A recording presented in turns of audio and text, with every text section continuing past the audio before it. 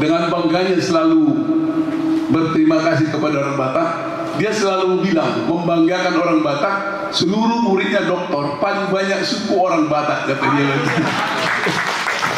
Ya, itu aja Pak Prof, nanti persilakan sendiri menanti gudang tamu.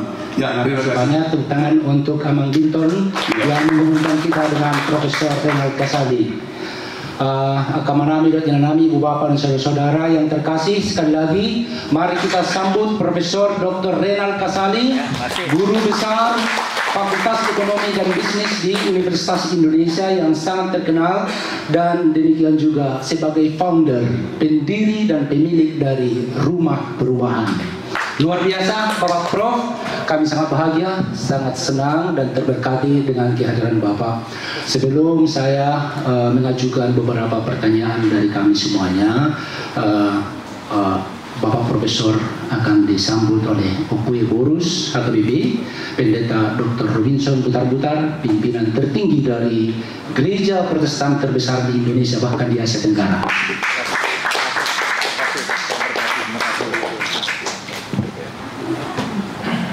Jadi mengingat posisi duduk lebih santai, lebih kompak, izinkan Prof saya duduk. Ya, kami di sini sungguh sangat terberkati dengan kasih sayang Bapak, dari lubuk hati yang terdalam Bapak menerima kami sebagai pemimpin, para pemimpin dari sebuah gereja yang ditempatkan Tuhan di negeri kita lebih dahulu dari kemerdekaan negara kita 1861, dan sekarang memiliki keluarga 6,5 juta di Indonesia dan di luar Indonesia. Sejak periode ini diawali, kami sudah melakukan banyak transformasi dalam kehidupan gereja yang Tuhan kasih, termasuk mentransformasi diri kami, para pemimpin di semua tingkat. Dengan pertama-tama pada tahun 2021 melakukan pemberdayaan, pada tahun ke-2022 tahun kesaktian, dan sekarang tahun profesionalisme di dalam penataan layanan. Setiap tahun itu semua kami pimpinan ini mengikuti, berguru dari para expert, supaya kami yang tadinya memimpin sebuah jemaat yang kecil sekarang memimpin gereja yang begitu besar, tidak takut tapi confident. Dan itu sudah terjadi Pak, dan inilah peluang ketiga bagi kami untuk belajar dari orang-orang yang mengasihi kami, yang mau memberikan ilmunya.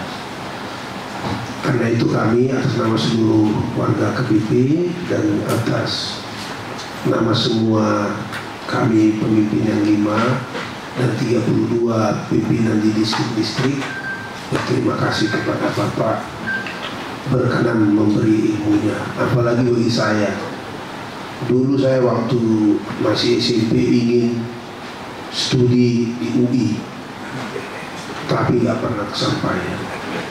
Dan sekarang kami memperoleh ilmu langsung dari seorang profesor yang sudah banyak berbuat untuk negeri kita ini. Terima kasih Tuhan karena Engkau memberi peluang bagi kami untuk berguru dari Bapak Profesor Renald yang kami hormati dan banggakan. Kami semua kalau memakai istilah orang Yahudi Israel, kami bersedia Prof duduk di kaki Rabbi Renald Kasali. Terima kasih. Selamat datang Prof dan terima kasih telah mengucapkan. Terima kasih. Terima kasih kepada Opue Borus. Jadi Profesor Renald, di sini ada 5 pimpinan HKBP, Opue Borus, Amang Sekretaris Jenderal, Amang Kepala Departemen Marturia, dan Ibu Kepala Departemen Diakonia, saya sendiri Kepala Departemen Koinonia HKBP, dan 32 preses, Ibu Bapak preses yang memimpin seluruh distrik-distrik di HKBP. Luar biasa, kami sangat bahagia Prof. Bapak Profesor benar-benar adalah berkat bagi HKBP. Kita sudah 2 kali bersama, yaitu waktu pembinaan bagi para hamba Tuhan di distrik DKI, dan 2 bulan lalu untuk pembinaan para hamba Tuhan di distrik Deposkap bersama Amang Preses Nexon Simajuta, dan sebelumnya bersama Amang Preses Bernard Manik. Kira-kira 22 jam yang lalu Bapak Profesor memberikan pencerahan kepada para mahasiswa doktoral di bidang entrepreneurship. Saya mengikuti itu, sangat bahagia, luar biasa pemikiran global yang Bapak Prof sampaikan kepada intelek-intelek di Indonesia ini, dan juga untuk bagaimana mempersiapkan bangsa Indonesia untuk dominan di Asia. Kami juga sebagai HKBP, Gereja HKBP, sedang berupaya untuk mentransformasikan diri. Sebagaimana disampaikan oleh Opue Porus, HKBP sedang berupaya untuk mentransformasikan diri. Dan salah satu upaya yang dilakukan oleh HKBP, satu program giant program raksasa HKBP adalah melakukan sentralisasi keuangan HKBP. Dan itu di bawah pimpinan Opue Porus sudah berlangsung sejak 1 Januari 2023. Nah, ini pencapaian yang luar biasa bagi HKBP, termasuk juga kinerja semua para preses. Tadi dalam diskusi kami sudah melihat bahwa sekalipun sudah berjalan bagus, ternyata pencapaian kami masih 66%, Prof. Masih 66%. Jadi kami merindukan pencapaian paling sedikit 80%, 90%, bahkan di atas 100%, dan itu dimungkinkan. Sekarang bagaimana untuk mencapai itu? Saya pikir Bapak Profesor bisa memberikan tips-tips, pola berpikir, prinsip-prinsip yang bisa kami pegang sehingga pencapaian-pencapaian yang excellent, yang luar biasa bisa kami capai sebagaimana diamanatkan dan ditunjukkan oleh Tuhan kita Yesus Kristus. Amin. Baik. Pertama saya ucapkan terima kasih Amang Pareses Porus dan Bapak Ibu Pendeta yang saya cintai. Senang bertemu kembali. Entah kenapa teman saya banyak sekali orang Batak. Banyak sekali ya. Sahabat saya juga ada orang Batak sampai sekarang juga masih berteman gitu ya. Ada kawan saya kemarin juga kena COVID, dia bukan menghubungi keluarga tapi menelpon saya ya. Wah, saya merasa dipercaya sekali gitu, senang sekali ya. Dan saya bisa memindahkan sahabat saya itu ke rumah sakit di UI yang kebetulan saya kenal dengan dokter rumah sakit dan bisa dengan cepat pada waktu COVID itu. Jadi kami berteman dan cukup dekat gitu ya. Dan mahasiswa saya betul tadi yang disampaikan itu kalau orang Batak itu memang pendidikan nomor 1. Dan saya kira itu adalah realitas yang saya temui, yang saya lihat di Prom Doktor. Saya pernah menjadi ketua Prom Doktor hampir 10 tahun, Pak Donald. Jadi saya menyaksikan itu ya. Dan ketika ada film ngeri-ngeri sedap, langsung saya ulas, saya tonton ya. Karena itu memang masalah kita bersama gitu ya. Tapi anyway begini ya. Pertama saya ucapkan syukur karena Bapak Ibu selalu mau melakukan transformasi. Karena lahirnya Injil Perjanjian Baru itu kan pembaharuan ya. Dan bagi saya Yesus itu adalah tokoh pembaharu. Dan sebagai pembaharu seperti yang sudah disuratkan ya, beliau menerima berkorban ya, berkorban karena memang hampir semua tokoh perubahan itu memang berkorban, bentuknya sangat beragam ya, sangat beragam, tapi Yesus itu menembus dosa-dosa kita, dosa manusia. Nah, tentu ada pembaharuan, banyak sekali di perbaharu yang tadinya biasa dilakukan oleh para tokoh-tokoh Yahudi, tapi kemudian oleh Yesus diperbaharui ya. Nah, korbannya dalam sejarah perubahan yang banyak. Yesus yang paling ekstrim begitu ya, mengambil langkah sampai mengorbankan dirinya, itu yang sampai kita kenang pada hari ini. Nah, sedangkan tokoh lainnya misalnya yang menghapuskan perbudakan ya. Siapa itu? Siapa? Sebelum Martin Luther King, Abraham Lincoln mati ditembak, dia menghapuskan perbudakan. Penerusnya Martin Luther King itu menghapuskan segregasi, ya. Yang hasilnya sekarang kita lihat betapa penduduk di Amerika itu menjadi lebih berwarna, ya. Yang dulunya dipisahkan, naik bis kalau orang kulit yang berwarna di belakang, ya, masuk rumah sakit pintunya sendiri, toilet pun harus tempatnya jauh. Sekarang menjadi persamaan hak, ya. Dan Martin Luther King juga mati ditembak. Gandhi juga mati ditembak, ya, karena melakukan politik kebaikan, sedangkan di India itu kekerasan terus-menerus. Nah, kita lihat lagi tokoh-tokoh lain. Ini Bapak Ibu bisa setuju tidak setuju, karena orang ini boleh ditangkap KPK. Tapi waktu ditangkap KPK, saya lihat Pak Lino melakukan perubahan di pelabuhan itu, ya, Tanjung Priok. Ya, terus kemudian membuat banyak orang yang tidak suka dan lain sebagainya. Akhirnya waktu datang ke sini melakukan dengan anak buahnya juga melakukan perubahan, dulu datangnya ke tempat saya begitu, ya. Dan saya kasih tahu konsekuensi yang melakukan perubahan. Memang ada risikonya, tapi sekarang kita punya ilmunya, namanya manajemen perubahan. Jadi memang kita harus gunakan itu manajemen perubahan. Nah, ketika saya menulis buku Change atau Perubahan, saya ceritakan di situ. Saya juga ambil beberapa contoh dari kitab suci, dari Injil, ya. Ketika mungkin saudara-saudara masih ingat itu, berbahagialah orang yang tidak melihat tapi percaya, begitu kan? Nah, saya coba refleksikan, betul ya, saya bilang. Ada orang yang belum melihat sudah percaya, ya. Bagi saya itu orang cerdas, ya. Itu yang disebut kita sebagai orang beriman, gitu kan. Dan orang beriman itu memang cerdas, begitu. Belum melihat sudah percaya, ya. Nah, jadi ada orang yang memang cerdas, belum melihat, dia baru saja kita bilang kita akan lakukan sentralisasi keuangan kita begini, dia langsung setuju. Kenapa begitu? Karena saya tahu itu begini, ini begini. Demi pemerataan, demi kemajuan, demi apa. Tapi juga ada orang yang tidak setuju, ya. Nah, kenapa tidak setuju? Karena macam-macam, nanti saya cerita, ya. Yang pertama. Yang kedua, ada orang yang harus melihat dulu, baru dia percaya. Nah, kita tahu kan bagaimana pada waktu Yesus wafat, Thomas, ya, harus melihat dulu, baru dia percaya. Ada juga orang yang diajak melihat tidak percaya, ya. Jadi macam-macam jenis orang, dan kita bisa pisahkan itu orang-orang itu, ya. Nah, saudara-saudara sekalian, mengapa ada orang yang sudah melihat tetap belum percaya? Ini juga pertanyaan dalam manajemen perubahan. Karena untuk melihat itu diperlukan suatu cara, begitu, ya. Nah, kalau kita nonton di bioskop, lampunya gelap, kita lihat film itu enak sekali. Tiba-tiba di belakang ada orang yang buka hordeng, kertin dibuka, cahaya terang sekali. Nah, kita yang biasa dalam gelap, ketika melihat cahaya, memang kita berteriak, karena kita terlalu lama berada di tempat yang gelap. Kalau kita berada di tempat yang gelap, ini ibaratnya adalah ketika ada sinar, itu terlalu silau bagi kita, dan kita minta tutup lagi, cepat tutup lagi, ya, seperti itu. Nah, bagaimana cara membuat orang bisa melihat? Tentu ada berbagai cara. Yang pertama adalah memang orang itu harus dibawa melihat realitas itu. Ada ditunjukkan gambar.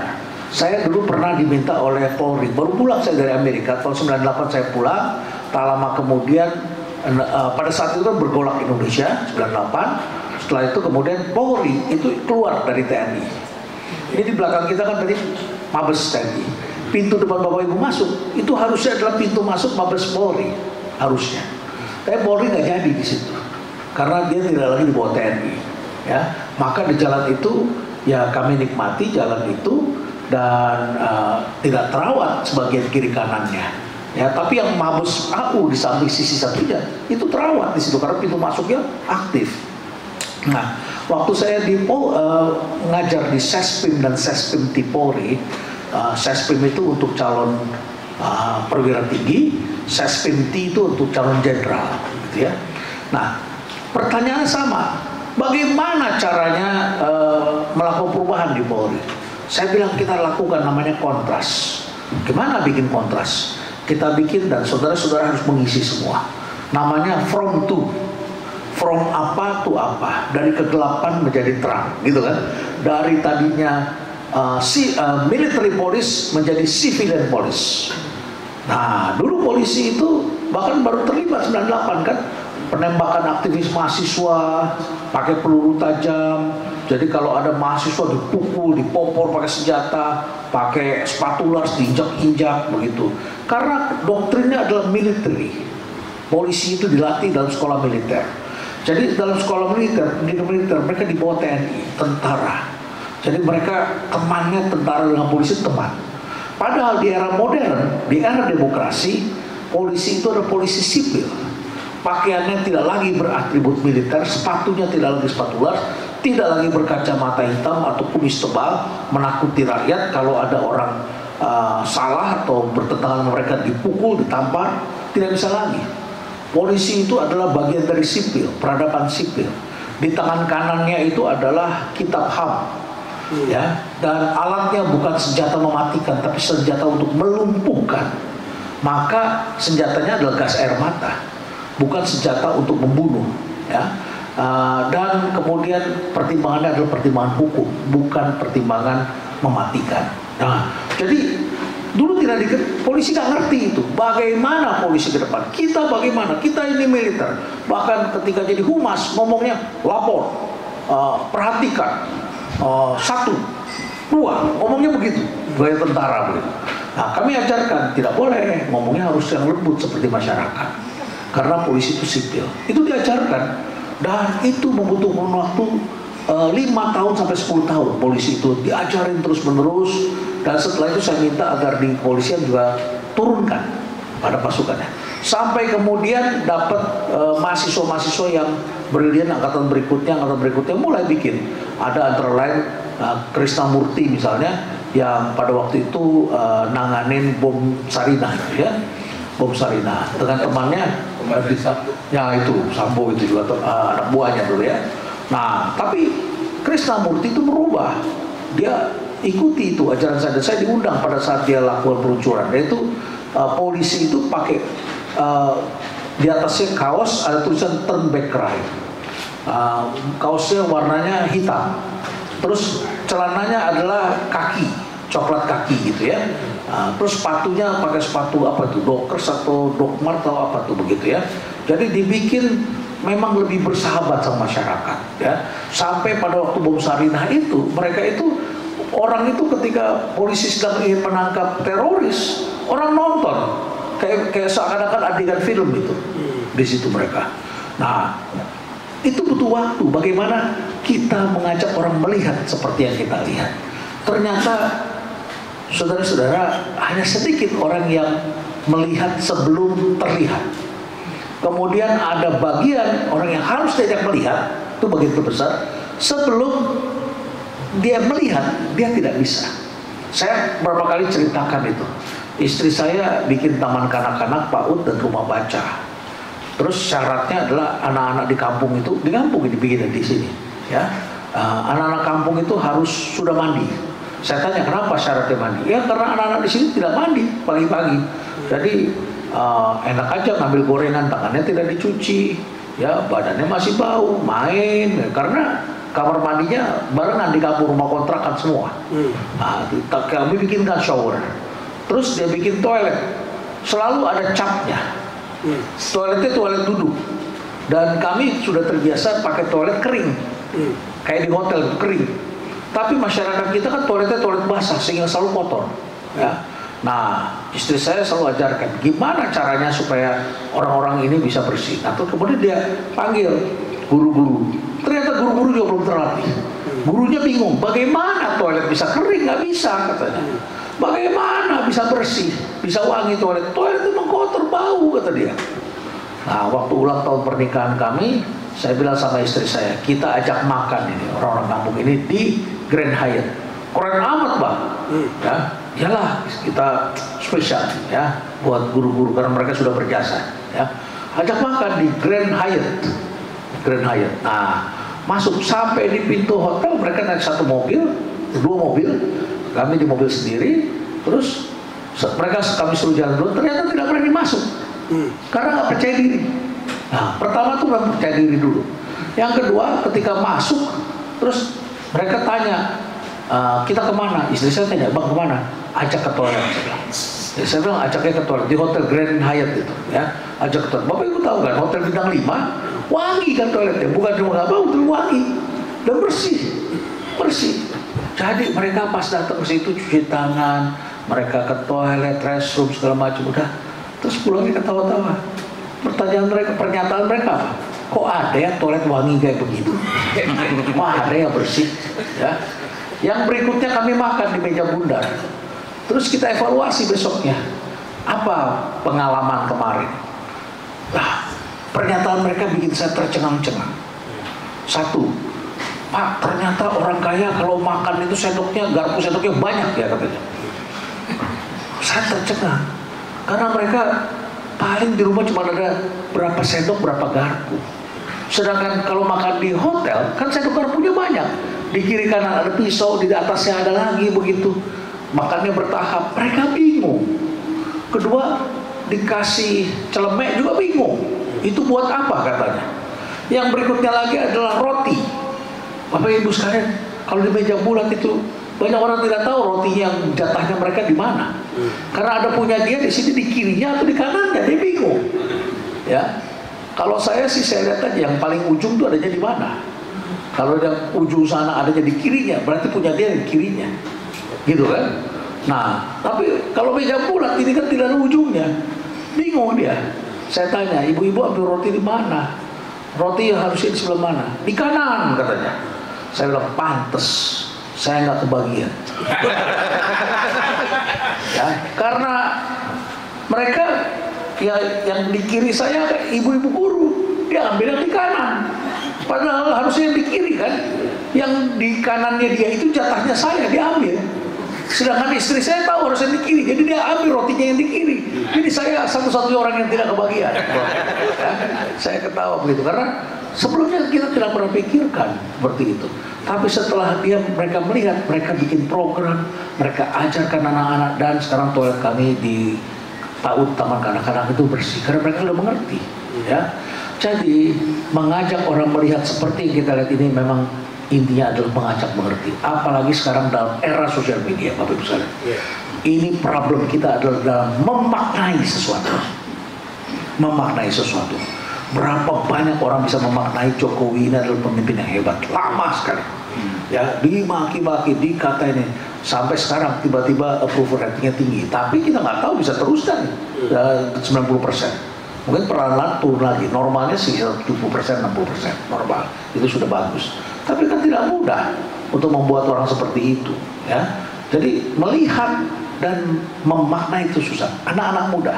Saya sering sekali memberikan tugas pada anak-anak muda di rumah perubahan. Saya kasih perintah yang dijawab lain. Terus selalu saya bilang, tolong baca lagi, scroll up ke atas, baca lagi. Karena tidak memaknai. Barusan saya ke ruang sebelah sana ada pelatihan di gedung yang satunya. Saya keluar sana dan saya tanya, saya mau jelaskan perbedaan laki-laki dengan perempuan. Cara berpikirnya, karena bagi saya laki-laki itu barang yang dibawa simple sekali. Laki-laki itu bawa paling hanya sikat gigi, pisau cukur, ya, parfum, ya paling tambahan sedikit lah, gitu ya. Tapi kalau ibu-ibu pasti bawa sabunnya banyak. Ada sabun mandi, ada sabun muka, ya, ada sabun basuh, ya. Kemudian ada pelembab, ya, ada lipstick. Ya, ada macam-macam yang dibawa sehingga kita suka nggak sabar dengan istri kita. Padahal memang perabotannya banyak. Dan sebelum ketemu kita sibuknya repot kita nggak sabaran kadang-kadang. Ya kan? Lama sekali kau kita bilang kita kan. Padahal kita lihat memang sibuk, harus rambutnya sendiri macam-macam begitu. Belum ada lipstick dan sebagainya. Terus saya tanya, ibu-ibu bawa koper, dari mana? Ada yang bilang dari Palembang, dari Demak, dari Surabaya, ada yang dari Denpasar datang ke sini. Saya tanya, kopernya berapa besar? Saya mau bandingkan laki-laki dengan perempuan. Jawabannya apa? 7 kilo. Saya tanya koper berapa besar? Jawabnya 7 kilo. Terus yang lain bilang teriak, itu berat, bukan ukurannya. Ya. Ada lagi satu lagi yang jawab, ransel Pak, bukan koper. Saya tanya berapa besar, ya, tapi jawabannya itu macam-macam. Akhirnya saya tanya, scroll up, lihat lagi pertanyaan saya apa, muter-muter. Setelah orang ke-8 baru jawab benar. Koper saya 30 inci. 30 inci kayak apa? Segini Pak ukurannya. Tingginya segini Pak. Oh, oke. Jelas. Tapi untuk menjawab ke situ itu macam-macam. Jadi rupanya manusia itu tidak menjawab apa yang kita tanya, tapi menjawab apa yang mereka pikirkan. Iya betul ya. Luar biasa. Kurang lebih begitu lah. Ya, jadi kita harus membuat mereka melihat apa yang kita lihat. Terima kasih banyak Prof. Memang kalau ilmu itu dari Prof ini mengalir begitu kan, jadi sangat enak untuk didengarkan. Luar biasa. Tepuk tangan kita sekali lagi pada Prof. Renald Kasali. Gini Pak, memang kalau Prof ini menulis banyak buku, dan salah satu bukunya yang paling terkenal itu yang disebutkan tadi, Change. Saya pikir termasuk juga para pendeta sangat butuh itu. Mudah-mudahan dicetak ulang lagi Pak, buku Change itu yang sangat berharga. Ini kami pemimpin-pemimpin di semua level HKBP, pimpinan tertinggi di pusat dan pimpinan level tengah di distrik yang 32 orang. Tentunya dalam pelayanan dan kepemimpinan kami menghadapi banyak tantangan, banyak kesulitan.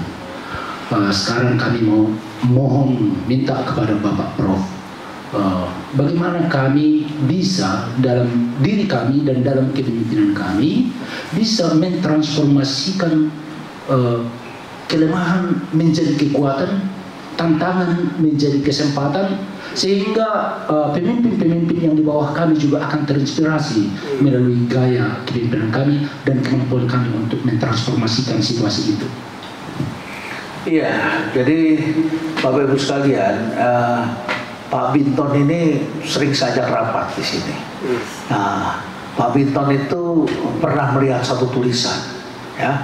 Tulisannya ada di sini, biasanya saya pasang. Tulisannya biasanya bunyinya begini: perubahan itu belum tentu menghasilkan perubahan belum tentu menghasilkan kemajuan, ya. Jadi perubahan belum tentu menghasilkan kemajuan, tapi tanpa perubahan tidak akan ada kebaruan, ya. Banyak kok perubahan itu yang gagal, perubahan yang tidak berhasil, perubahan yang jadi rusak, perubahan yang menimbulkan keraguan-raguan, banyak. Ya, tapi kalau tidak ada perubahan, tidak ada kebaharuan, tidak ada kemajuan. Jadi ketika kita membuat sesuatu yang baru, apalagi baru, itu ongkosnya mahal. Ongkos itu apa? Biaya yang kita keluarkan. Biaya itu apa? Tidak selalu uang. Sakit kepala, keributan, ancaman, ketidaknyamanan. Sama seperti kita berfoto lah.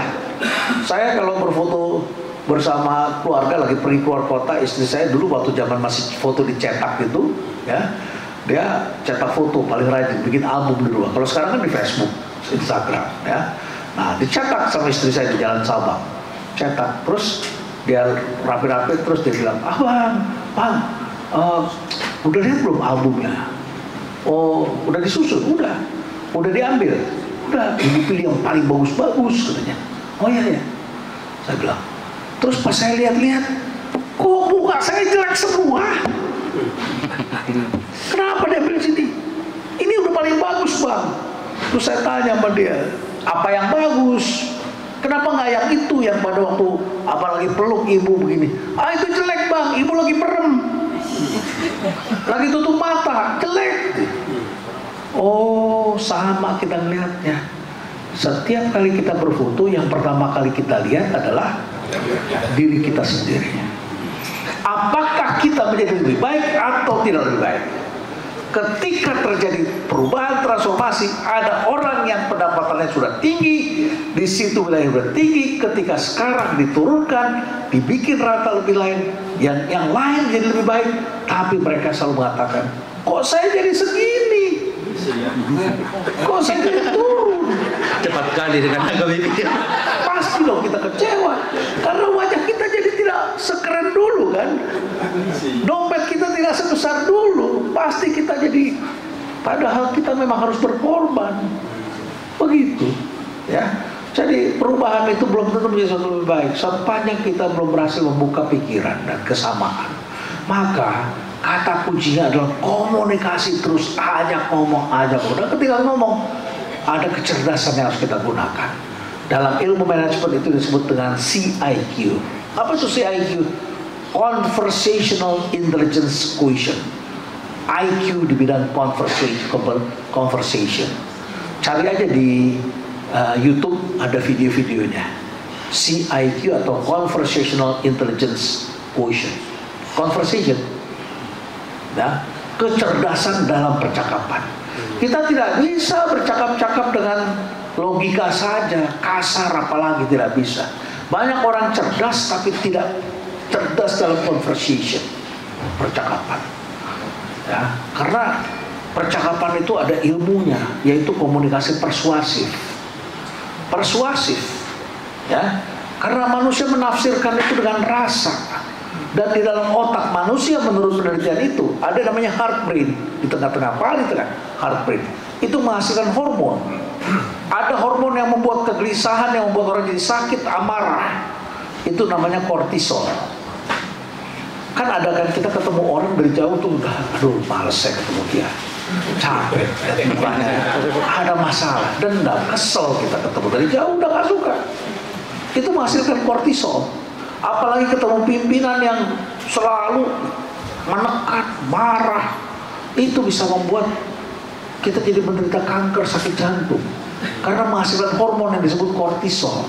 Kortisol itu pada akhirnya adalah menghasilkan hormon yang menghambat sistem imun, sistem daya tahan tubuh terhambat, kortisol.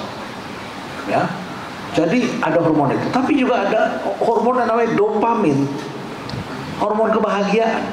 Dopamin itu seperti orang apa ya? Seperti orang minum. Kalau nggak ada bir saja kita nggak minum. Kalau nggak ada game atau ini ada dopaminnya nih, hormon kebahagiaan. Kenapa sebentar-sebentar kita pengen lihat? Ini dibikin untuk membuat orang bahagia juga dalam hal tertentu. Terima pesan, terima apa. Kenapa ada orang bisa selingkuh? Karena barangkali pasangannya ngomongnya selalu nekan gitu.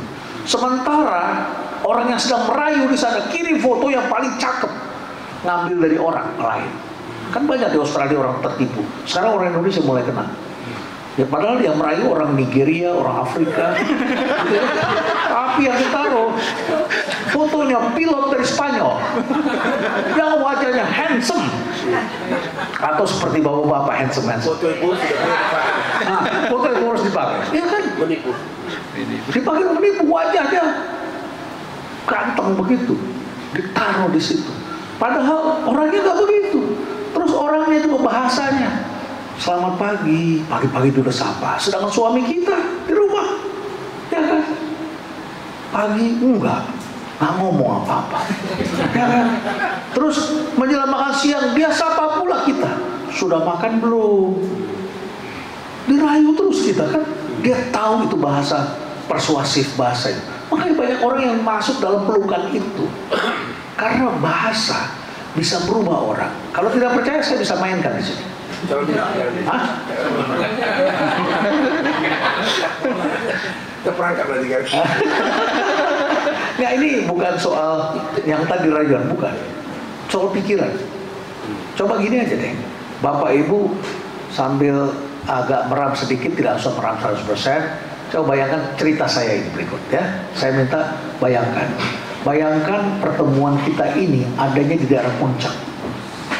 Hijau teduh, dan di situ ada padang rumput yang indah sekali.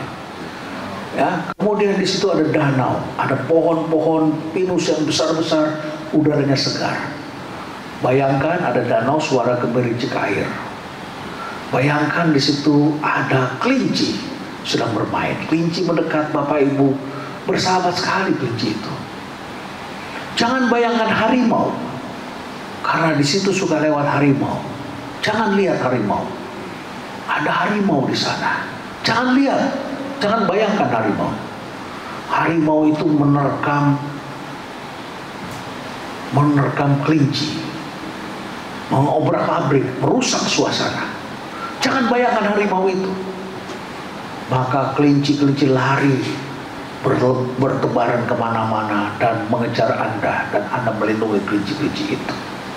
Saudara, silakan dibuka matanya. Berapa di antara Bapak Ibu yang sempat melihat ada kelinci di pikirannya? Dalam pikiran, lihat kelinci? Lihat pohon-pohon pinus besar, danau, lapangan rumput, harimau. Sudah saya bilang jangan bayangkan harimau. Dibayangkan juga. Dibayangkan, jangan lihat harimau. Lihat juga. Ini sama persis ketika saya mau pergi ke Medan. Ya, istri saya bilang sama saya, "Bang, jangan makan durian nih. Saya sudah pasang 5 nih, ring di sini. 5, bintang 5 saya ini." Jadi istri saya bilang, "Bang, jangan makan durian ya." Saya tiba-tiba kaget. Saya udah lupa itu durian. Tiba-tiba dia berpikiran saya, tadinya saya mau makan ikan bakar, enak di Medan. Ya, banyak makanan enak kan di Medan. Dia bilang jangan makan durian ya. Jadi saya jadi teringat durian. Sampai di Medan saya bilang sama Teti, "Tet, cari durian." Besok istri saya tanya, "Abang makan durian ya?" Tahu aja. Ya kan udah saya bilang jangan makan durian. Karena ibu ngomong sih, saya jadi kepikiran. Bagaimana kita mau membujuk suami kita atau orang di sekitar kita agar tidak merokok? Karena kita bilang jangan merokok, dia jadi ingat dengan rokoknya kan?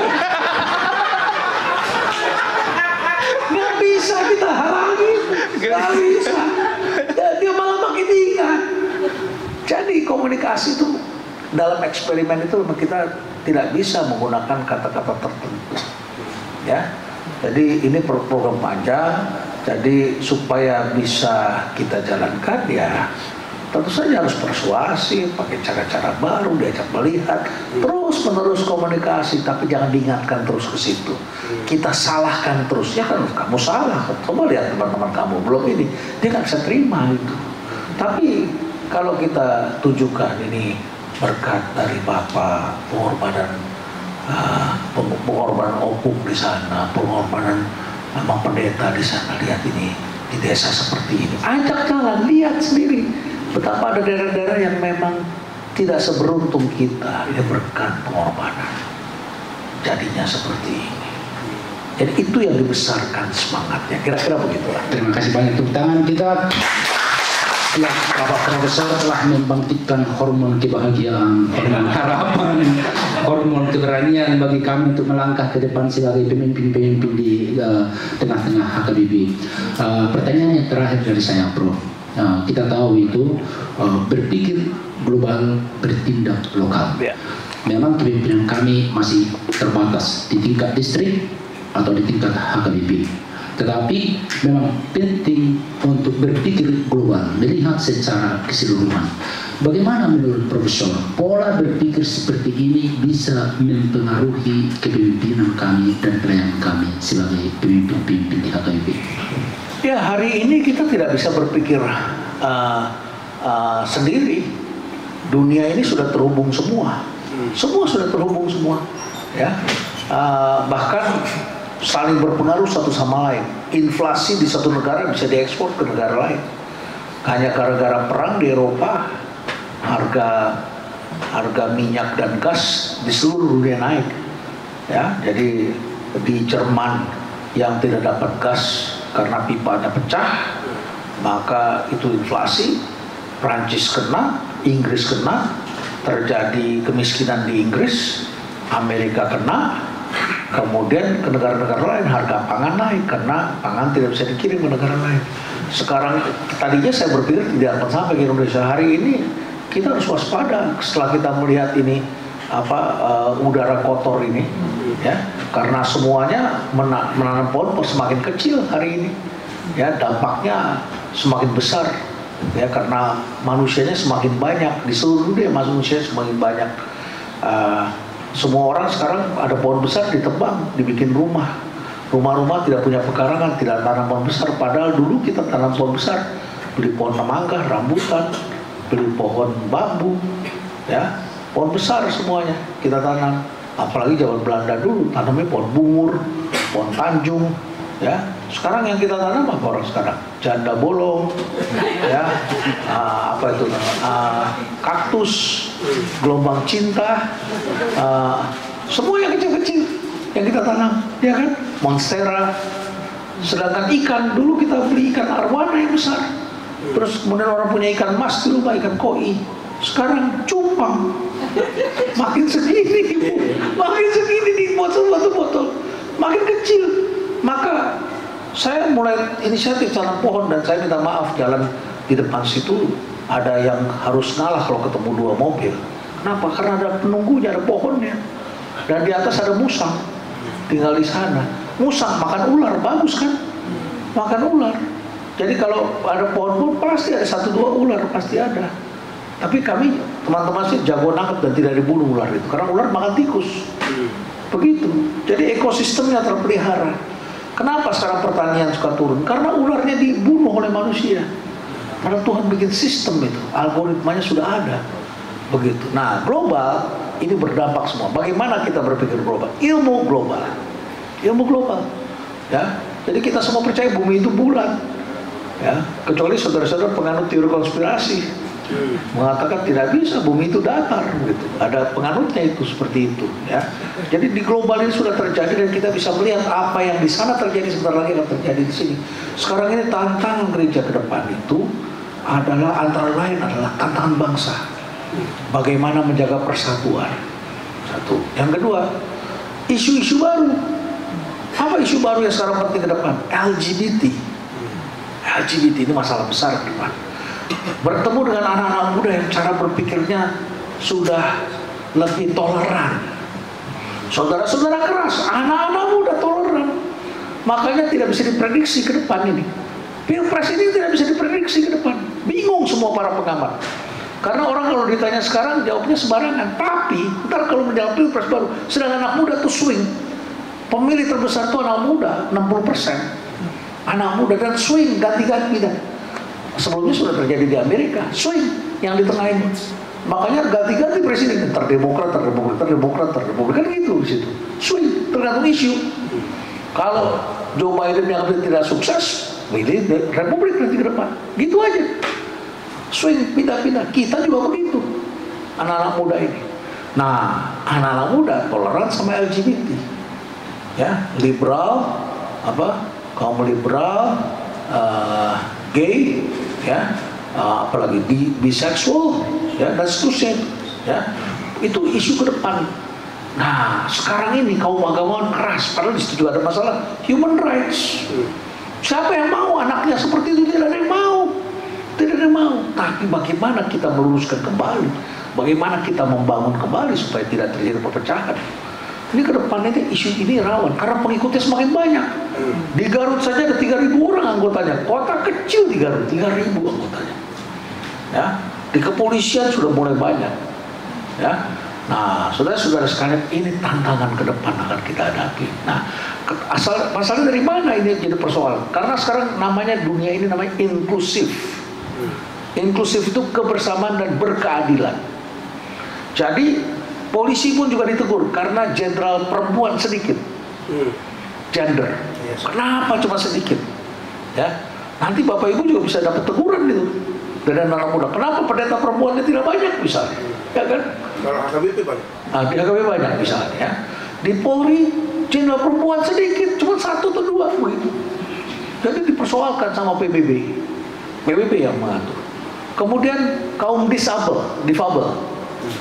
Itu juga harus diperkerjakan sekarang. Ya, jadi kita sudah mulai harus memikirkan. Saya bekerja sama dengan yayasan. Nanti ada satu yayasan, nanti saya mulai terima beberapa pegawai yang orang difabel. Berarti saya harus perbaiki itu toiletnya, tempat penginapan mereka. Saya perbaiki nanti jalannya, masuknya, ya, terus kami perbaiki. Kemudian ada lagi, saya mulai bikin sertifikasi. Jadi perusahaan-perusahaan yang merekrut kaum difabel dapat skor sertifikat supaya jumlah orang itu banyak, nanti skornya mereka naik gitu. Ya, tanam pohon, saya juga akan bikin sertifikasi pohon besar. Jadi kalau orang bisa merawat pohon yang tidak ditebang, ya, itu dapat uang. Satu pohon nanti ada harganya berapa? Ada 1 juta, ada 2 juta, ada 4 juta, tergantung jenis pohonnya. Selama 1 tahun tidak ditebang, setiap tahun dapat uang. Cara bayar perusahaan. Jadi perusahaan itu nanti kita sertifikasi. Kalau dia bayar mau 1 juta pohon, dia bayar 4 miliar per pohon 4 juta, ya kan? 4 miliar bagi perusahaan seperti Unilever kan tidak besar. Buat Unilever itu besar, tapi skor ESG naik. ESG singkatan Environment, Social, and Governance. Nah, kenapa sekarang jadi digunakan? Karena dihukum. Kalau nggak punya skor ESG-nya itu, maka harga sahamnya turun. Investor nggak beli saham itu. Anak muda perhatian itu. Kemudian dihukum lagi apa? Bunga banknya lebih tinggi. Jadi yang pinjaman bank lebih tinggi. Kenapa begitu? Karena bank di Indonesia juga terikat perjanjian juga, pinjam juga dari luar negeri. Kita pinjam juga dari IMF, kita pinjam juga dari World Bank, dari World Bank kita pinjam juga.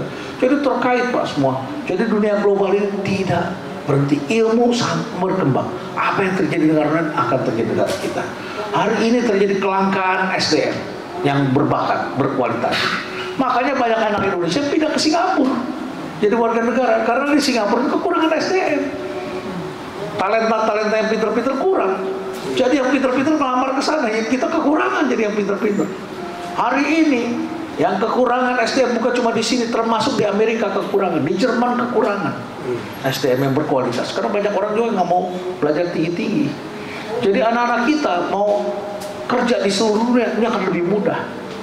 Begitu, dan tidak bisa disalahkan. Ya, di Indonesia kita harus perbaiki terus. Kemudian jumlah angka kelahiran turun. Nah ini Bapak Ibu tolong jagain, jangan sampai angka kelahiran turun menjadi rendah. Karena rawan. Rendah sekali turun bahaya. Hah? Udah 3 nanya, siap kan? Udah 3. Itu penting itu, ya. Karena di Jakarta orang sekarang punya anak rata-rata cuma 1. Ya. Jadi gini, suami istri kan 2. Yang kalau penduduk akan tumbuh kalau anaknya di atas 2. 2,1, 2,2 rata-rata ya, saya nggak ngomong angka, aku punya anak 2,1, 2,2, ini angka statistik rata-rata. Korea Selatan sudah 0,8, Hong Kong 0,9, berarti kan sudah banyak orang yang tidak punya anak. Jepang 1,3, 1,2, angka bunuh diri juga tinggi. Ya, makanya sekarang sudah banyak orang asing yang kerja di Jepang. Dulu nggak bisa kerja di Jepang. Nah, orang Jepang tuh sangat menjaga gitu. Italia 1,3. Jadi inilah tantangan dunia. Indonesia, Jakarta Barat sudah 1,7. Udah turun. Di Bali 1,9. Keluarga muda nggak ada lagi yang nama anaknya Ketut, nggak ada. Ya, jadi saudara-saudara jangan sampai penduduk kita punah. Ya, kenapa punah? Jauh simpel aja. Orang sekarang pendidikan semakin tinggi, artinya dia menunda usia pernikahan. Dia menunda usia pernikahan. Karena dia menunda usia pernikahan, dia menunda punya kelahiran anak pertama. Setelah itu kemudian dijaraklah antara anak pertama dengan anak kedua. Setelah itu karir dia berkembang, dia nggak mau punya anak lagi. Semakin sedikit. Masalah ekonomi karena kekurangan penduduk akan jauh lebih berbahaya daripada kelebihan penduduk. Kelebihan penduduk juga berbahaya karena bumi semakin panas, sampah semakin banyak. Yang ideal memang 2,1 lah kurang lebih. Karena di negara lain itu sudah di bawah 2 gitu. Ya, mudah-mudahan kita bisa jaga lah. Banyak sekali dari global berdampak ke sini. Ya, kita bisa diskusi satu semester bicara dampak. Perang juga berubah. Ya, kalau kita sekarang beli senjata, perang kan udah nggak begini lagi. Karena penduduknya nggak ada yang mau perang. Lihat aja Bapak Ibu Rusia. Putin suruh berangkat perang, orangnya pada berlibur ke Bali. 30.000 orang Rusia di Bali. 33.000 orang Ukraina di Bali. Sudah 2 tahun, 3 tahun tidak pulang. 2 tahun tidak pulang. Ya, 2 tahun kedua lah ini. Tahun kedua mereka tidak pulang. Bahkan sekarang buka usaha di Bali. Karena nggak mau perang. Maka perangnya pakai apa? Pakai drone kan. Nah sekarang kalau misalnya mau nyerang Taiwan nanti, Cina kemudian kepung, Amerika kemudian kepung, pakai apa? Pakai tentara. Tentaranya nggak ada. Mau pakai tentara dari mana? Singapura penduduknya turun, Jepang penduduknya turun sekutunya, Korea Selatan penduduknya turun, anak-anak mudanya senang musik, tidak mau mereka perang. Jadi penduduk penduduk yang perang nggak ada. Tinggal siapa yang punya penduduk besar? India, Indonesia akan dikerahkan. Paling dibikin tentara bayaran, gitu kan?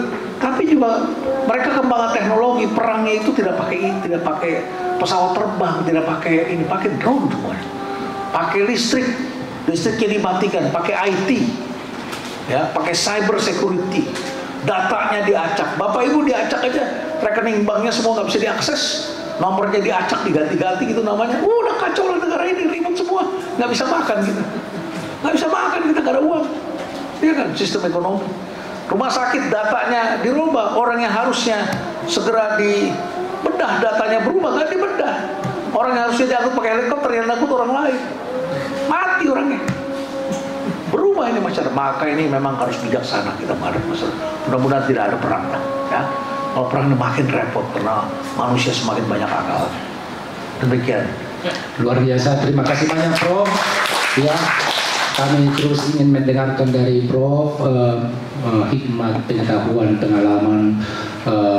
Mungkin kalau ada 1-2 orang dari antara kita mungkin Omnibus, dan yang terakhir nanti Amang Preses Kardi, ada 3 orang ini, Amang Preses Santus inilah ya, bisa Prof ya? Siap, saya siap ya. Ya, Omnibus.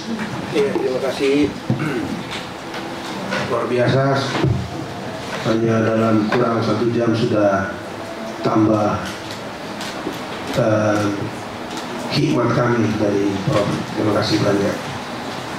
Ada satu hal yang setengah tahun ini saya pikir-pikirin, karena kebetulan saya sebagai pengurus HKBP ikut dengan gerakan hukum ini internasional. Saya anggota Komite Sentral Biomigrasi Dunia, dan dalam 6 bulan terakhir kami rapat sering berdialog dengan orang-orang Jerman,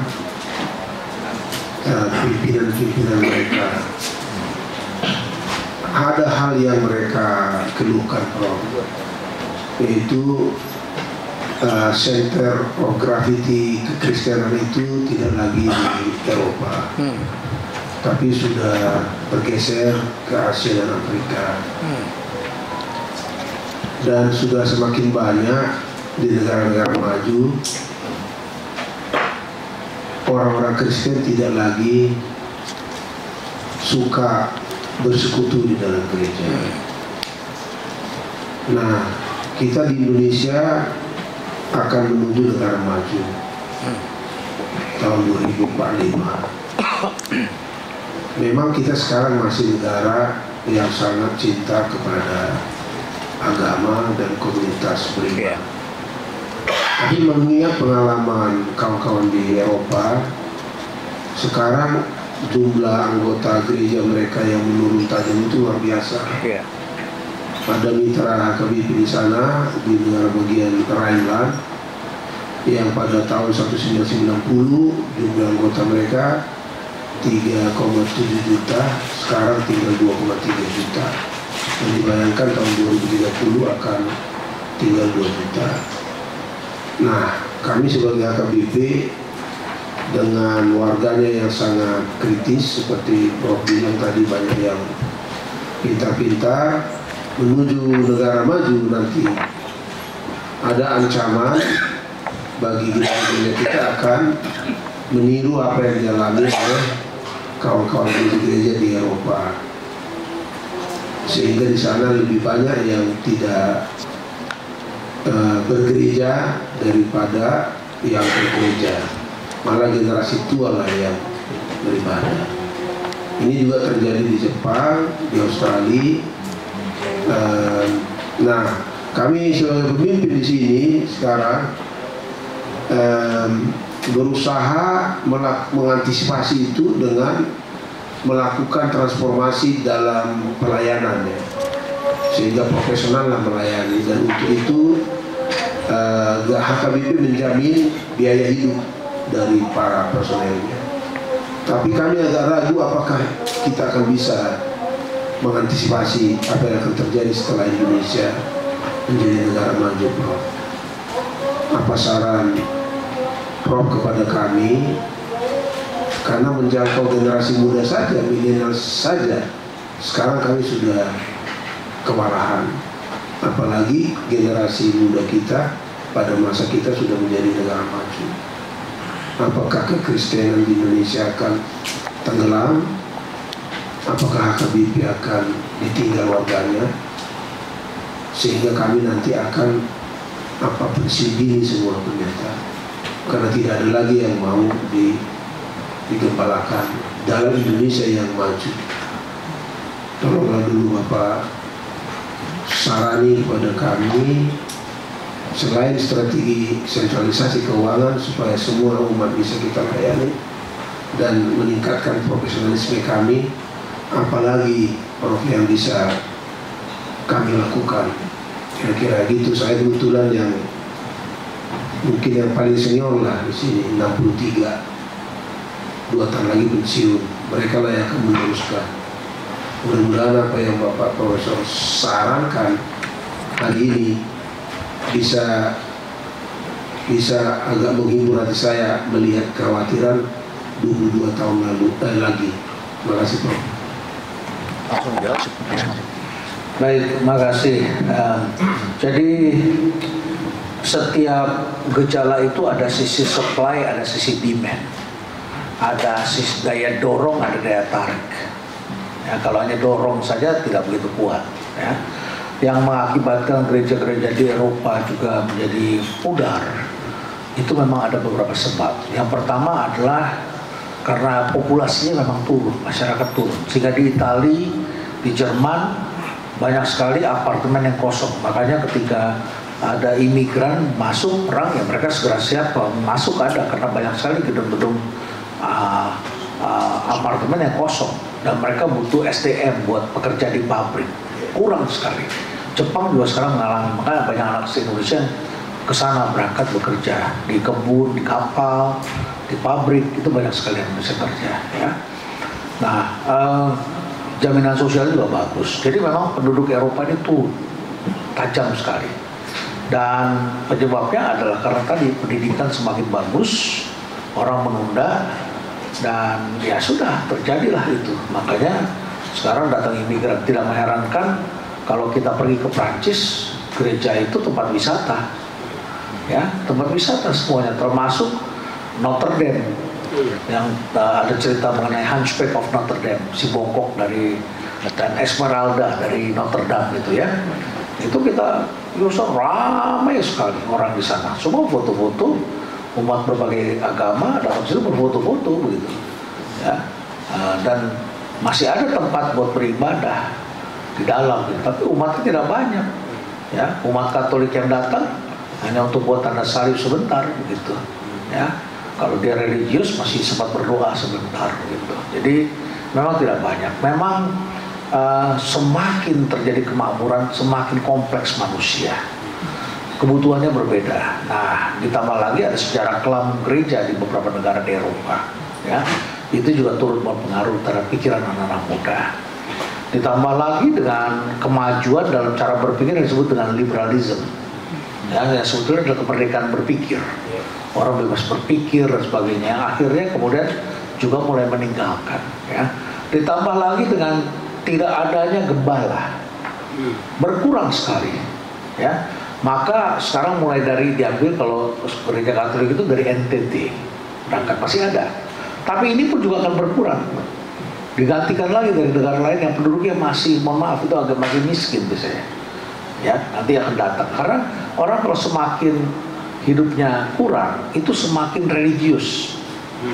Semakin, karena berharap ada kemajuan, berharapnya pada Tuhan. Tapi entah kenapa kalau semakin dia kaya, tidak banyak orang yang semakin ke situ gitu. Ini terjadi di sejumlah negara. Di Eropa itu walaupun ini tidak sepenuhnya benar ya, karena di situ juga banyak kalangan menengah, orang-orang yang cukup berduit itu justru berserah pada Tuhan luar biasa, juga banyak memberikan sumbangan pada gereja, kegiatan itu juga cukup banyak, ada, tetap ada ya, yang masih ingat seperti itu. Nah, di Eropa agamanya itu sudah sepak bola, Ya, bintang-bintang nabi mereka itu udah sepak bola banyak sekali. Di samping karena masyarakatnya sudah mix di sana. Namanya Zainuddin, asalnya dari mana itu? Dari mana itu ya? Salah satu negara di Timur Tengah itu, ya. Tapi ke Prancis namanya menjadi Zidane. Oh, Zidane. Aljazair, ya. Sama pasti senang bola ya.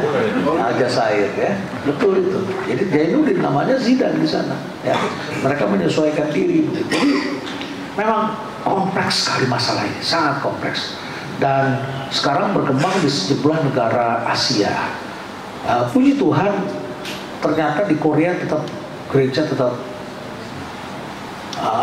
kebangkitannya tetap terasa di Korea ya. Singapura juga lumayan, tapi sempat mengalami kerusakan karena banyak pendeta yang flexing. Ya, flexing ini adalah istilah dalam dunia baru di mana agama itu diperdagangkan dan membuat pendetanya bisa memperkaya diri.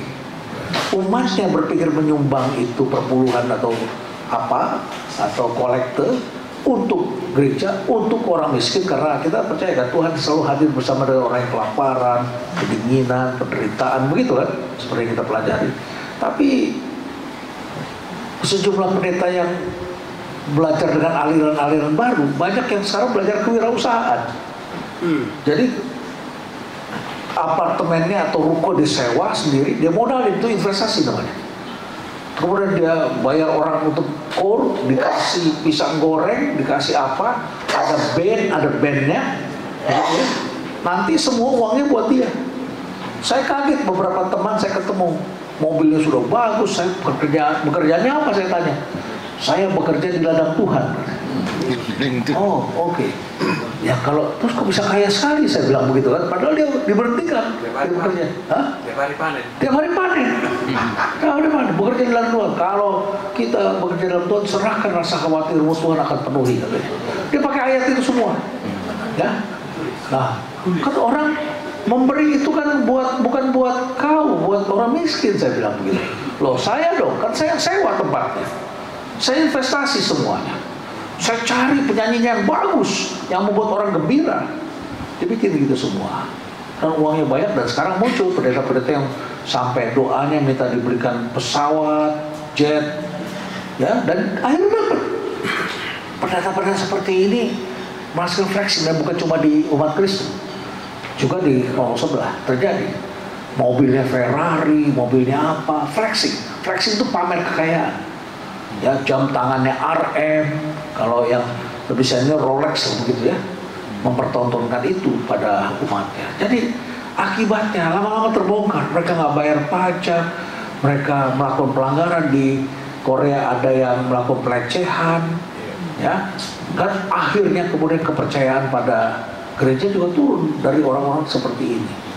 Maka kita etika harus kuat, gitu ya, penataan, mengingatkan bahwa umat kita justru adalah Tuhan hadir bersama orang-orang papa, orang yang menyumbang dengan memberikan kontribusi sesuai dengan kemampuannya dan lain sebagainya. Jadi ada beberapa gangguan yang bisa mengakibatkan. Kalau di Asia itu flexing yang dikhawatirkan, ya. Jadi Bapak Ibu tolong jaga jangan sampai gereja kita terjangkit virus-virus itu, ya. Karena sudah ada suara-suara, pendeta saya begini, pendeta saya begitu, ya, karena jam tangan saja ribut. Sedangkan kami bekerja itu untuk nolong, untuk masak, kami untuk bantu orang selama COVID, tapi pendeta saya begini. Ada keluhan-keluhan disampaikan. Jadi saya tahunya karena saya bikin konten di YouTube yang judulnya flexing, dan orang kemudian memberikan komentar-komentar bercerita, wah ini mulai terjadi di mana-mana, ya. Nah, kemudian mungkin sisi lain adalah ritual. Gimana kita memperbaharui ritual, ya. Harus diakui anak-anak muda ini mereka gampang sekali fokusnya itu gampang berubah, pecah. Tidak seperti generasi kita. Duduk saja gelisah, sebentar-sebentar gelisah. Ini mungkin salah satu tantangan Bapak Ibu nanti membuat ritual kita, ritual adat kita menjadi lebih menarik. Pikirkan gimana caranya. Tradisinya tetap ada, kehangatan tetap ada, tapi bagaimana kita bisa ini? Bapak Ibu bicarakan sendiri internal, saya tidak tahu, tidak mengerti. Ya, anak-anak muda sekarang mulai berpikir, apa saya masih harus seperti itu? Ya, mulai terjadi dialog-dialog seperti itu. Nah, memahami generasi baru ini memang berbeda sekali. Ya, orang politik aja bingung menghadapi generasi baru ini. Ya, jadi ini hal-hal tertentu yang perlu kita ini kan, kehangatan, penggunaan teknologi, ruang AC. Zaman kita dulu kan nggak perlu AC, sekarang panas memang bumi ini. Suhu bumi ini semakin meningkat. Kemarin saya didatangi seorang ahli di sini yang menawarkan saya untuk membuat pelatihan tentang beradaptasi, namanya thermal adaptation. Apa itu saya tanya? Melatih agar penduduk masyarakat Indonesia mulai bisa beradaptasi terhadap suhu yang lebih tinggi. Kita selama ini 24 plus minus 1, jadi 25 derajat masih kuat. Sekarang harus 27 sampai 29. Ya, karena suhu bumi meningkat. Kenapa meningkat? Ya, penduduk makin banyak. Kan saya bilang dulu saya lahir, ya kita waktu lahir emang itu penduduknya 3 miliar. Tahun 60 3 miliar. Ya, sekarang 8,1. Buminya segini tetap sama. Resourcesnya habis dikeruk, pohon besar ditebang. Gimana nggak makin panas?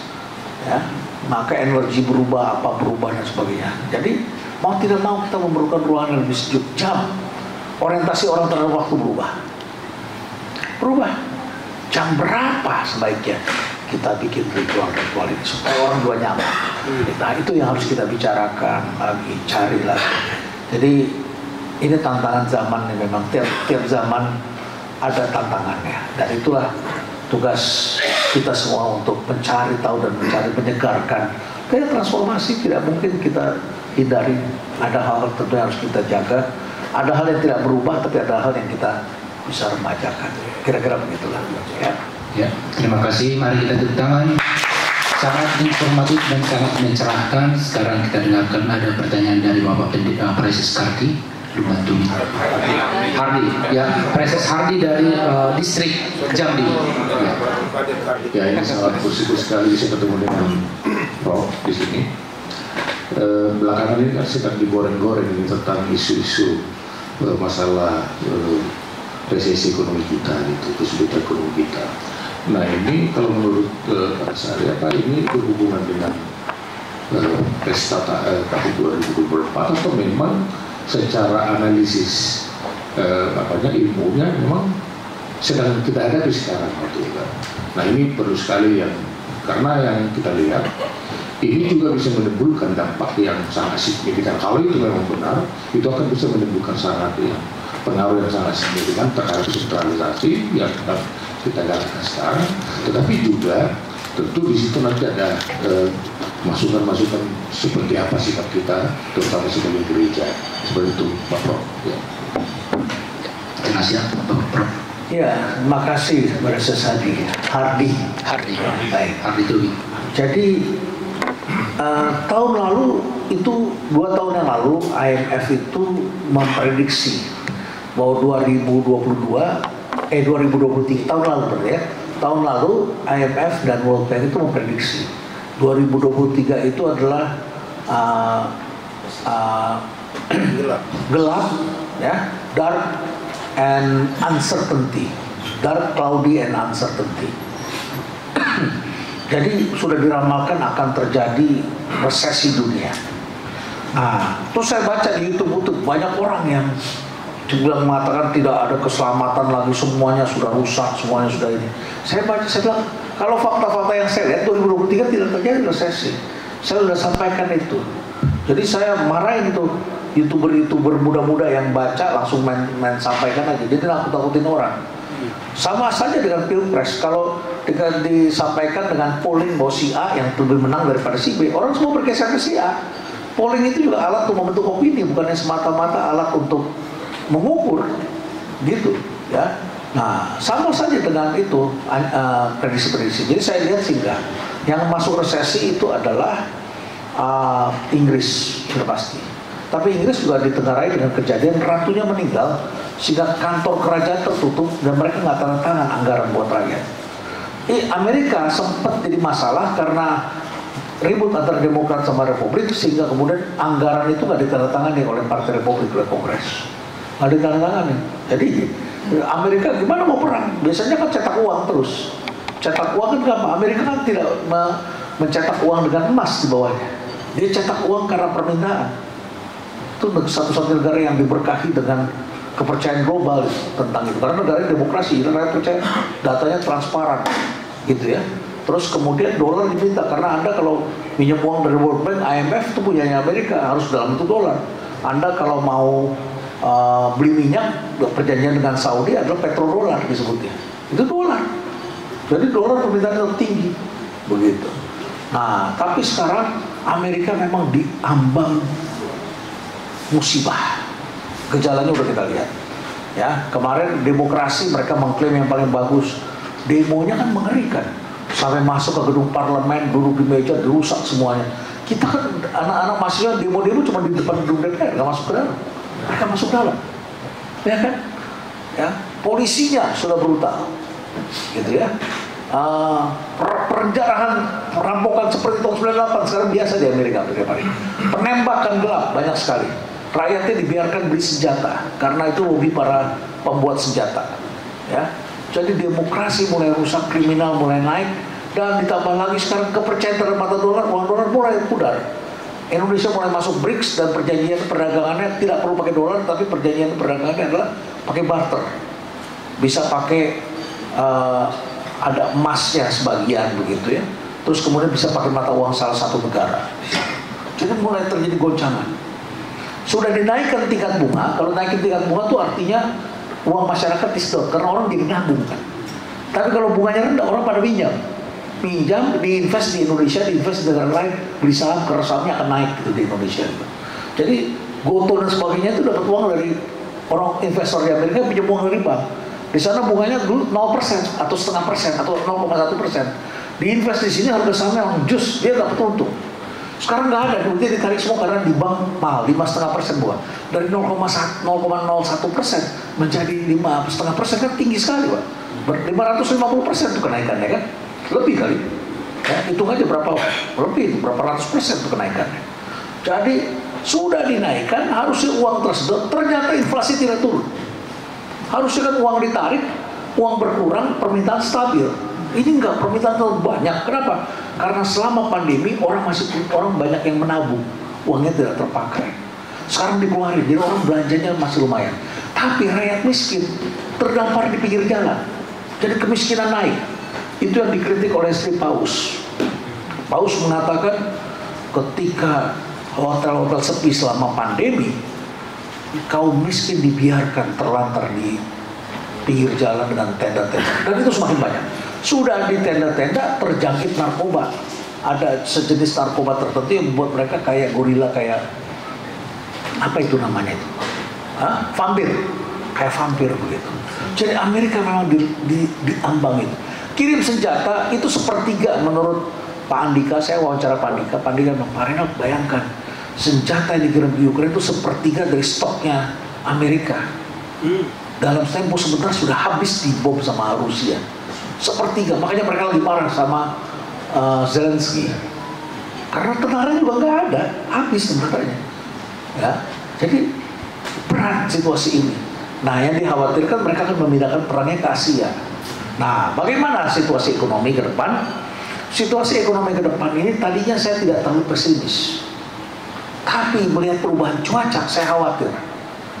Jadi model kita yang sukses kita terapkan tahun 2022-2023, tahan minyak goreng, maka kita tahan supaya tidak kita ekspor dulu karena kebutuhan dalam negeri, karena minyak goreng naik, orang pada senang ekspor, tahan sini, akan diikuti oleh Vietnam,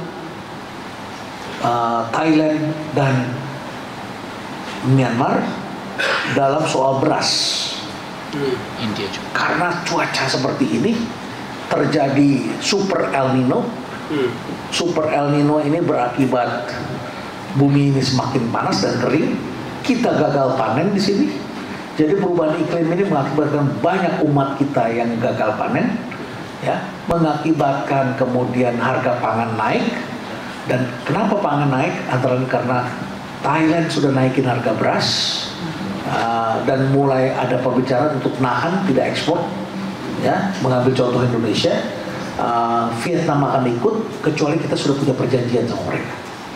Jadi lobby presiden untuk ke negara itu sangat penting sekali supaya kita bisa dapatkan. Jadi itu adalah kekhawatiran saya, terutama petani. Apalagi daerahnya bapak-bapak ibu sekalian di Sumatera itu adalah lumbung padi, lumbung banyak petaninya. Kita harus jaga, ingatkan mereka. Kalaupun ada, yang sudah pasti naik itu adalah pupuk karena perang. Sekarang ini ada unsur tertentu tidak ada di pabrik, sehingga pabrik kita itu harus, makanya Jokowi pergi ke Ukraina.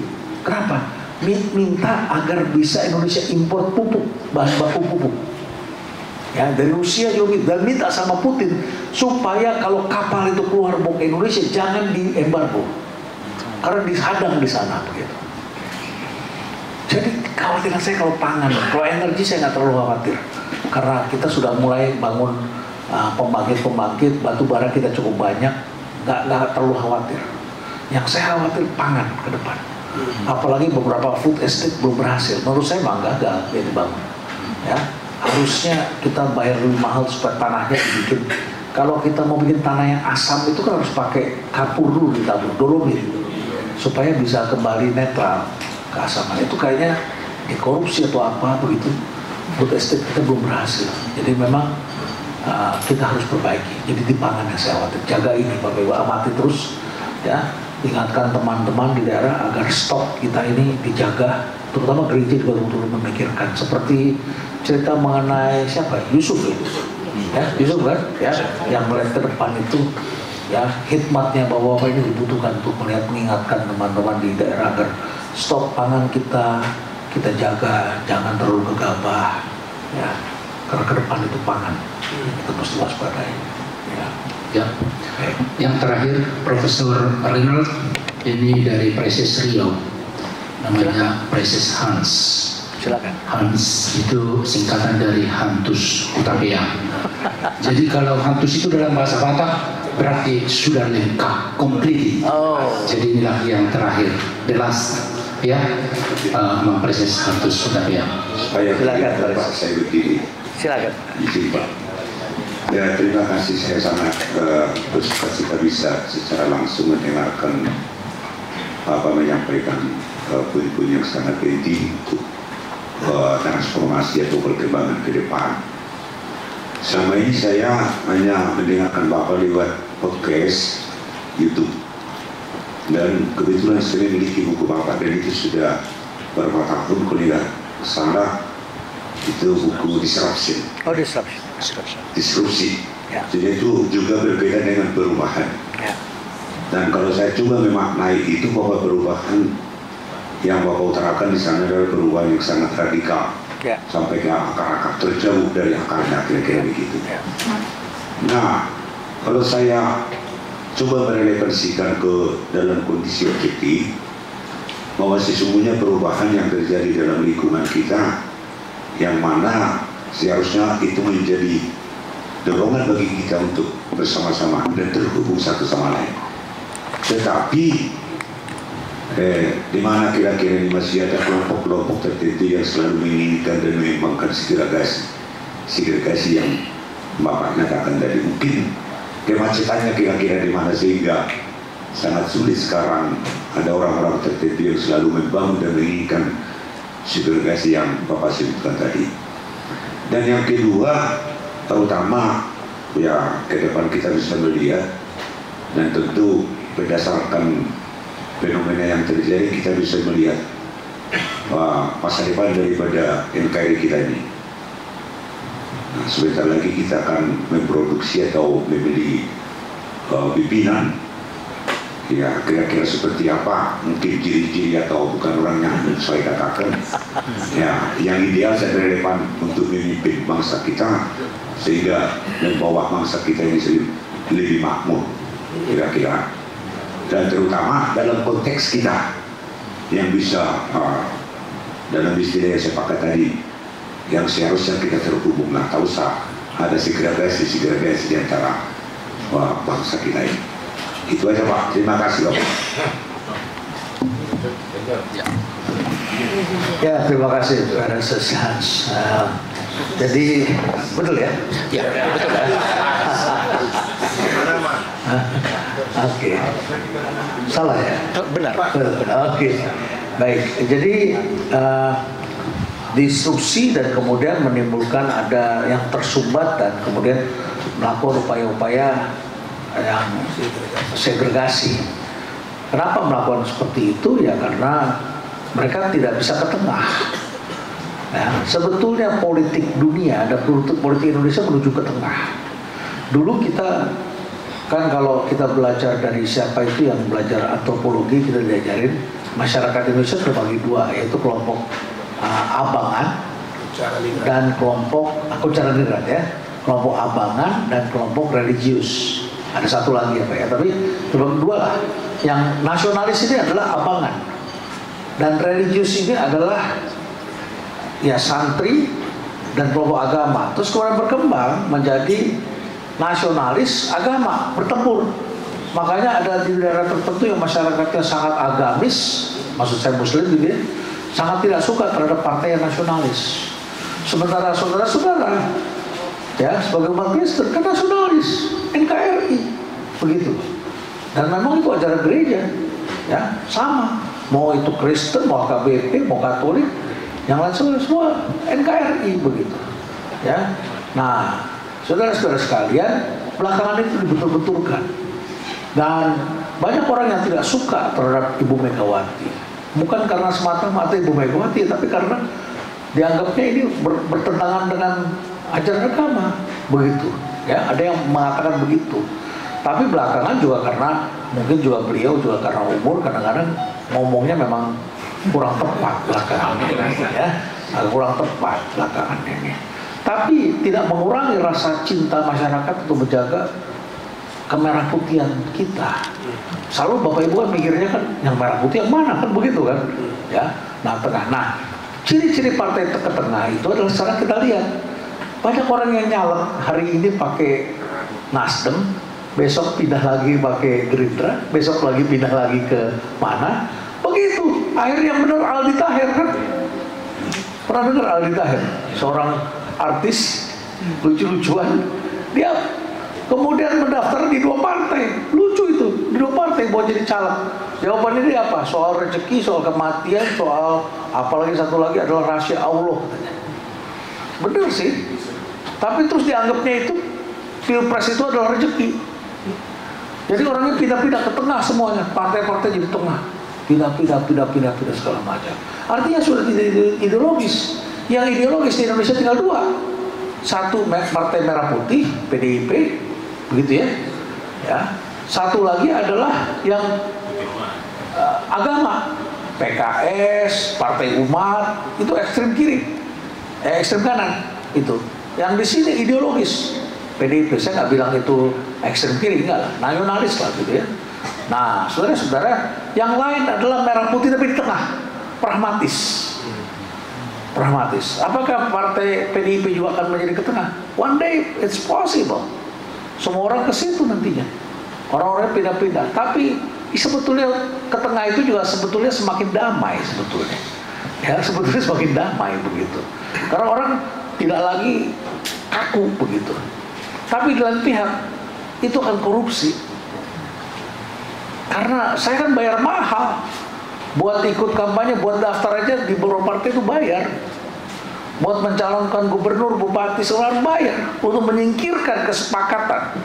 Udah ada koalisi yang sudah berjanji. Presidennya dia, capresnya saya. Anda mau geser saya boleh, tapi berapa? Begitu.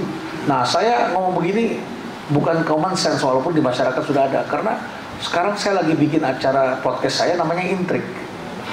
Intrik itu saya tampilkan politisi-politisi, dan sebelum muncul saya ajak ngobrol pribadi, apa yang terjadi, apa yang panggil presiden kenapa, kamu sikapnya gimana, mulai dari Yeni Wahid, Mahfud MD, Andika Perkasa, kemarin saya ketemu Kofifah, Giring saya juga pernah turunkan, yang udah di stoknya ada beberapa orang. Yeni Wahid sebentar lagi kita mau turunkan ya. Jadi tokoh-tokoh begitu. Dalam waktu dekat kami akan mewawancarai Sekjen PDIP Hasto 1-2 hari ini. Ganjar juga mungkin setelah 5 September kami akan wawancara supaya dia ke Jakarta. Kemudian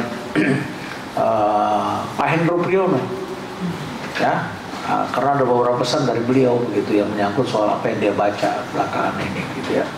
Dan beberapa tokoh di sini kami wawancara dan saya dapat insight, oh sikap orang begini, sikap ini. Nah, jadi yang segregasi itu ada beberapa hal. Pertama karena ada ajaran yang salah, ya, dan nampaknya dalam beberapa tahun terakhir ini sudah mulai diselesaikan oleh Pak Jokowi sedikit-sedikit, walaupun ini PR-nya masih banyak ya. Sebetulnya pemicunya itu Ahok, sehingga kemudian kita jadi sadar ada masalah yang besar, ya. Itu pahit, itu berat, dan ya Ahok juga ngomongnya keras, ya, tapi dia berani, ya, dan itu muncul sehingga kemudian kita bisa baca, oh ada ini, oh begini, tapi perlahan sudah mulai dibersihkan, sehingga sekarang orang mulai malu kalau bagian dari kelompok yang keras. Suara masyarakat ke arah netral semakin banyak ketekan, ya. Muncul generasi muda, mereka nggak fanatik. Anak-anak muda itu yang generasi Z ini yang baru ini itu cenderung lebih toleran terhadap perbedaan, ya, jadi lebih terjadi. Nah, jadi masih ada beberapa kelompok, tapi makin lama kecil. Terus ada lagi ditunggangin oleh kelompok sakit hati. Ada tuh beberapa kelompok sakit hati, ada mantan menteri, mantan panglima, ya, ada mantan jenderal, ada orang-orang yang dibayar. Ada lagi. Jadi saya kalau lihat teman saya satu yang sering mengklaim sebagai akademisi dari UI, saya sudah bilang, aduh, kamu jangan gitu, saya tahu siapa di belakang kamu, gitu kan? Saya sudah bilang, saya tahu. Karena yang bayar suka ngomong juga sama saya, gitu. Kan saya punya beberapa orang mahasiswa yang menikah dengan ketua partai, ya kan? Yang dia lulus doktornya sama saya, suaminya adalah tangan kanannya si A, dan saya gampang gitu, makanya saya nurunin narasumber yang jadi perbincangan masyarakat gampang. Mahasiswa saya di mana-mana begitu, ada linknya kemana-mana. Tapi ada kelompok-kelompok yang memang seperti ada yang dibayar. Nah, tapi kadang-kadang peranan dari negara adik kuasa, kadang-kadang. Tapi kali ini kelihatannya lebih netral, kelihatannya, karena duitnya di sana lagi nggak ada. Ya, kadang-kadang ada peranan. Mereka nggak suka dengan kaum nasionalis. Adik kuasa itu tidak suka, karena nasionalis itu mereka lebih suka menggunakan kata patriotism. Nasionalis itu dianggapnya adalah kelompok ekstrim yang seperti yang terjadi di negara-negara yang seperti Prancis zaman dulu gitu. Mereka anggap nasionalis kayak gitu. Nasionalis itu cenderung tidak mau mengizinkan kolonialisme. Makanya kan kita ambil tambang asing gitu kan, kita kuasai. Mereka tidak suka. Mereka ingin resourcesnya bisa berbagi dengan mereka. Apalagi nikel kita larang impor, makin marah mereka, makin marah, ya. Jadi mereka maunya free trade, kebebasan. Tapi kita nggak dapat apa-apa, harganya jadi murah. Gitu. Sedangkan mereka bikin barang bermerek dengan inovasi, kita bayar mahal, ya. Yang mereka sebut bukan monopoli tapi monopolistic competition, bahasa ekonominya, gitu ya. Jadi itu, jadi ada yang bayar juga kadang-kadang begitu, ya. Ada yang mempengaruhi dan mereka bisa, dan kadang-kadang mereka bisa pengaruhi investornya, ditarik tiba-tiba sehingga kemudian nilai dolar kita naik seperti zaman Pak Harto gitu, jadi $17.000, ya. Dari dulu berapa, 2.500 jadi 17.000, matilah kita, Pak, nggak bisa beli beras, impor, kan mahal sekali sehingga minta bantuan IMF. Jadi ada lagi gitu. Nah, terus yang kedua apa tadi ya? NKRI, apa itu tadi ya? Oh, gini, kita umat Kristiani, kalau saya sih memilih karakter. Saya memilih karakter. Jangan terpengaruh oleh bullying, jangan terpengaruh oleh popularitas atau apa, tapi karakter itu penting sekali. Jati diri kita, values. Nah, tentu ada masing-masing ada kelebihan, ada kekurangan, tapi saya memilih yang, saran saya adalah kita cari kekurangan yang paling minimal, ya. Dan kekurangan paling minimal itu bisa dilengkapi oleh Bapak Ibu sekalian, oleh masyarakat, ya. Nah, karakter ini penting sekali, ya. Values, nilai-nilai itu apa? Welas asih, ya, welas asih. Kalau orang Jawa bilang, diajarin saya, kalau itu artinya kita beli 10 dikasih 11, maka disebut welas. Tapi welasnya welas asih. Dia menaruh hatinya di rakyat, ya. yang memperhatikan masyarakatnya. Mungkin dia tidak sepintar yang lain, tetapi dia menaruh hatinya dengan cinta tanah air. Karena bagi saya persatuan itu emas. Ya, kalau kita punya pemimpin pintar tapi tidak jaga persatuan dan membiarkan kelompok yang atau ada jejak dengan kelompok garis keras yang dibiarkan, kita repot, Pak. Repot. Saya aja kemarin ngomong di depan Pak Mahfud, saya protes, Pak. Kan saya dipanggil beberapa orang,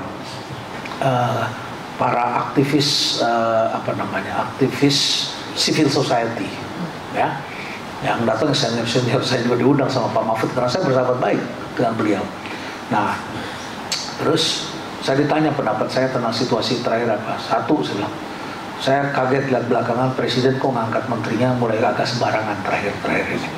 Kompetensinya kurang diperhatikan, ya, sehingga akibatnya baru diangkat sudah diperiksa oleh kejaksaan, diperiksa oleh ada kasus, masyarakatnya yang kurang happy masalah korupsi. Jadi tolong gitu. Yang kedua, saya protes tentang surat edaran Mahkamah Agung terkait pernikahan beda agama. Saya protes itu, ya, karena bagi saya, ya, masa itu keluarnya lewat surat edaran Mahkamah Agung, surat edaran Ketua Mahkamah Agung. Dasar hukumnya kan tidak ada surat edaran, tapi hakim-hakim kan takut karena diangkat oleh Ketua Mahkamah Agung kan. Ya, Bapak Ibu sekalian, saya ini produk kawin campur dan saya tidak merubah agama saya. Saya menikah dalam perbedaan, ya, dan saya bisa melihat istri saya kemudian menjalankan nilai-nilai yang baik, gitu, mengikuti nilai-nilainya, ya, dan jalan tengah kami adalah lewat pengadilan. Dan pengadilan, saudara, tiba-tiba dikeluarkan seperti itu memaksa umat untuk pindah agama. Dan saya bilang itu tidak fair, saya bilang. Ketika masyarakat kita sekarang bertemu dengan perbedaan, ya, jadi saya protes hal seperti itu. Nah, yang saya khawatirkan ke depan kalau pemimpinnya tidak menjaga perasaan umat-umat minoritas, saya kira selesai kita. Nanti kita balik lagi. Sekarang kan sudah mulai perlahan-lahan, tidak sepenuhnya gitu ya. Izin gereja mulai kita bisa dapatkan, gitu kan. Mulai walaupun tidak sepenuhnya gitu, sudah mulai kita dapatkan. Tapi ke depan perlu kita cari yang pemimpin hatinya ada bersama dengan kita, karakter menurut saya. Ya, saya tidak perlu sebut nama lah siapa. Ya, Bapak Ibu pikirkan sendiri ya. Karena dia kalau terbuka pun Bapak Ibu pasti nanti lihat umat juga terbelah nanti. Umat terbelah. Sampaikan dengan bijaksana saja. Demikian. Ya, makasih. Ya, tepuk tangan kita. Terima kasih banyak Prof. Ronald, luar biasa mengalir ilmu hikmat dari Bapak Prof. Tidak terasa sudah hampir 2 jam. Padahal kita rencanakan hanya 1,5 jam. Jadi demi sahabat saya Pak Binton dan iya, Pendeta Dional juga. Iya. Terima kasih banyak Prof. Ya. Jadi sekarang saya mohon Ibu Borus untuk maju ke depan dan juga Mang Sekjen, Ibu Kadet Diakonia dan juga Mang Kadet Marturia. Kita mengucapkan terima kasih yang sebesar-besarnya sedalam-dalamnya. Dan dengan harapan juga bahwa Bapak Prof akan terus memberikan perhatian untuk transformasi gereja kita HKBP. Jadi kami mohon juga Bapak Ketua Panitia supaya maju ke depannya bersama-sama dengan kita di sini. Dan ini kami berikan kesempatan kepada Ibu Borus. Ya.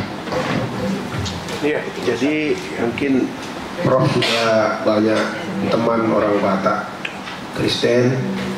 Ini tidak ada cara orang Batak untuk mengapresiasi hal-hal yang sangat baik, persahabatan, kasih sayang, selain menyematkan ulos kepada yang bersangkutan. Jadi izinkan kami Prof sungguh mengungkapkan rasa syukur, terima kasih kami atas semua yang Prof perbuat untuk gereja HKBP ini. Yakinlah Prof apa yang Bapak Profesor ungkapkan lewat aksi dan lewat hikmat tadi sangat-sangat berharga bagi seluruh HKBP, karena yang hadir di sini adalah seluruh pimpinan HKBP yang memiliki akses kepada semua para pemimpin di semua lapisan. Jadi karena itu izinkan Prof kami menyampaikan ulos ini. Kiranya Prof terus diberkati, tempat ini juga menjadi rumah yang mendatangkan kebaruan untuk bangsa kita ke depan. Selagi hari masih siang, selagi kita masih diberi anugerahnya untuk melayani dia lewat pelayanan terhadap sesama. Dan kiranya juga Prof dilindungi, diberkatinya lewat ulos ini yang akan disampaikan. Terima kasih. Ada musiknya ya? Oh.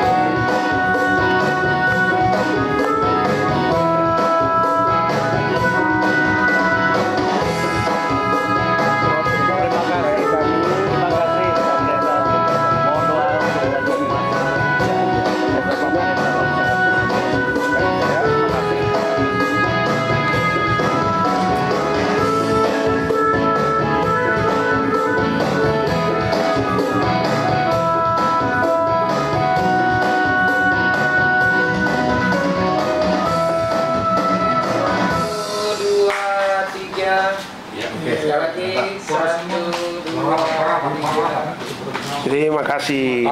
Ya, sekali semua proses ya atau